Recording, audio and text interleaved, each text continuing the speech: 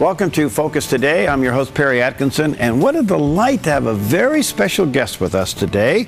We have Tessa Dysart with us, and she is the beautiful daughter of Bryan and Val Platt here in Southern Oregon. Of course, we have Bryan on the air quite a bit.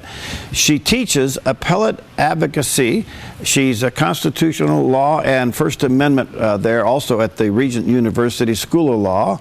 And she's the author of several publications, and we want to talk to her today about the absence now of one of the most conservative voices on the U.S. Supreme Court. Tessa, what a delight to see you. How are you? I'm doing well. Thanks, Perry. It's a pleasure to be on theDove. Yeah, good to see you. Well, boy, a lot to talk about. Justice Scalia, what a loss to the court, don't you think? Absolutely. I mean, whether you agree with Justice Scalia or disagree with his opinions, he was clearly a conservative lion on the court and really changed how the court, and in fact the country, thinks about the text of the Constitution. We actually now care what the words mean, and so it's a huge loss to the court. All right, quite a few questions here, Tessa. First of all, what happens to decisions that have been made and decisions that are yet to be made when you have a 4-4 court? What happens here now? Well, it's not uncommon for the court to not be working with a full bench. So there's several times, for example, when a justice might be recused in a particular case, either for financial or personal reasons. So it's not unusual to have an 8-member court. In terms of the cases where there's already been oral argument, typically the court will hear oral argument a few days a week, and then at the end of the week, usually on Fridays, do a preliminary vote in conference on how the decision's going to come out.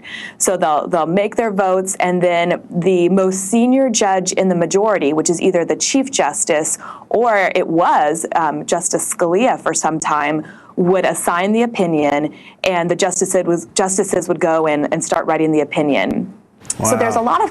So there's cases where Justice Scalia's vote is known, but unfortunately his vote is not considered final until either the final opinion is issued, or one of my friends who clerked on the court told me that it might be when he has voted in the final version of the opinions. And these opinions obviously takes months to come out. So there's probably very few cases that we'll get that are signed by Justice Scalia, if any. Wow. 30 years or plus on the court, what impact did he have on the Constitution or the interpretation of the Constitution?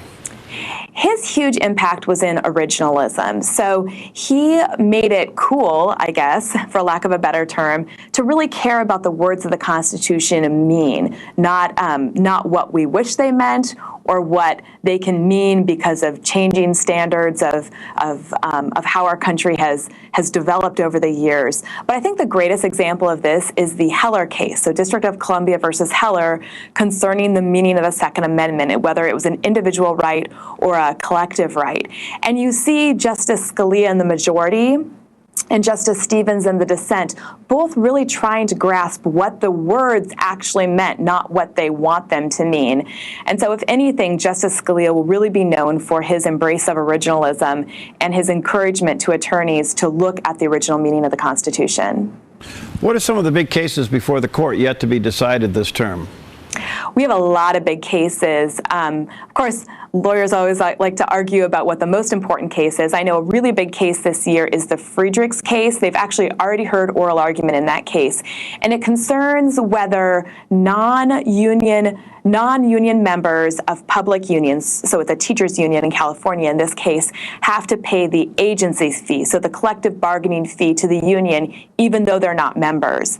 And what the court has been asked to do is overrule a previous decision of Booth that said, yes, even if you're not a member of the union, you still need to pay the collective bargaining fee. That case was expected to go 5-4 with Justice Scalia in the majority. Now it's likely to tie 4-4. And I think I didn't answer previously, when the court does tie 4-4, there's two things that could happen.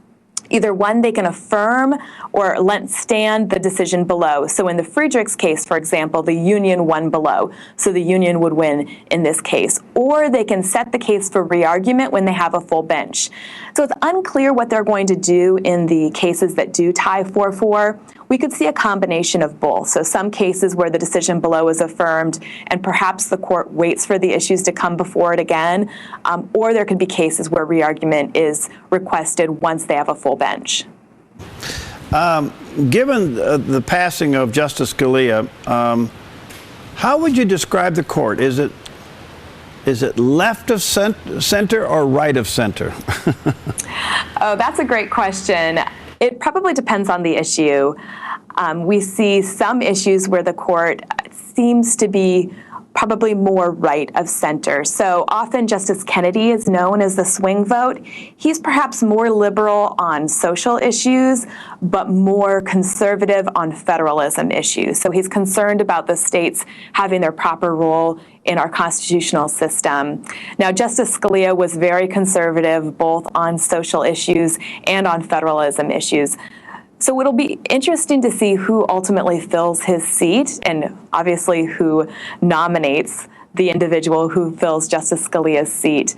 I think that will say a lot about the direction the court is heading. How are your students, Tessa, responding to this? I mean, now the argument is the president has constitutional obligation to nominate somebody. That's the constitutional side of it. The political side of it, let him go ahead and nominate somebody, but we're going to filibuster it. What are your students thinking about all this?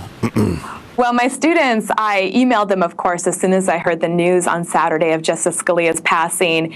And we were actually in the middle of talking about the Equal Protection Clause and sex discrimination. And we had just read a few cases that have very rich dissents from Justice Scalia. So I took a good hour of class time and we just talked about the process and talked about what will happen. And I have great students here at Regent, and they're very interested in following it. In fact, they do a project where each of them is assigned a Supreme Court case, a case in the current term that they write a summary of, and they discuss each other's posts. And so they're very intrigued to follow it. They also had the opportunity, I'll give a little plug for Regent here, they had the opportunity in the fall to go up and hear Supreme Court arguments. I know Justice Kagan from my time at Harvard Law School, and so she warmly welcomed my students to the court. They sat in on an oral argument and they had a question and answer period with her. So they had the opportunity to see Justice Scalia just a few months ago. Wow. Of course, there's still a lot of controversy about his passing. Are you hearing it there on the East Coast as well? I have. I've heard there's definitely some conspiracy theories going on. I think it's very telling that the family didn't order an autopsy. I'm sure, Justice Scalia, he lived very much in the spotlight, and perhaps he had some health issues going on that the family just doesn't want to be public about.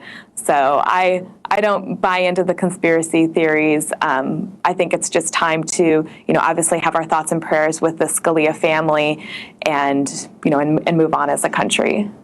I think we're all disappointed that the president isn't attending the service on Saturday. I understand he will be visiting as he lies in state there at the Supreme Court today, but to officially not attend the service is not playing well with the American people. I mean, it almost looks like a political snub. Are you sensing that? I think that no matter what the president decided to do in this instance, it would be probably very controversial. I mean, obviously, he and Justice Scalia disagreed on a number of points of law, and so perhaps he doesn't want to feel pressure to eulogize Justice Scalia or get into that political battle. So I'm not sure what was going on, behind the scenes for him to make this decision.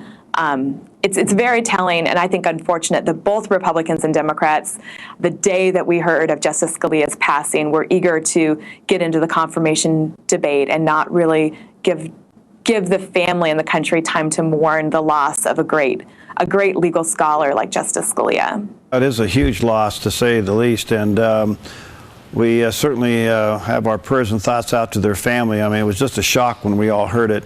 But tomorrow is the special service. Today he's there lying in state there at the building. And so I want to say thank you, Tessa, for your time. Let's stay in touch. What a delight to connect with you. I haven't seen you in many, many years, so it's good to catch up with you. By the way, to our listeners and viewers, you can go to regent.edu. That's the website, regent.edu, and check out the law school and even some of the publications that Tessa's involved in. Let's stay in touch. Good to see you, okay? Thank you. You too, Perry. All right, God bless you. All right, we'll be right back.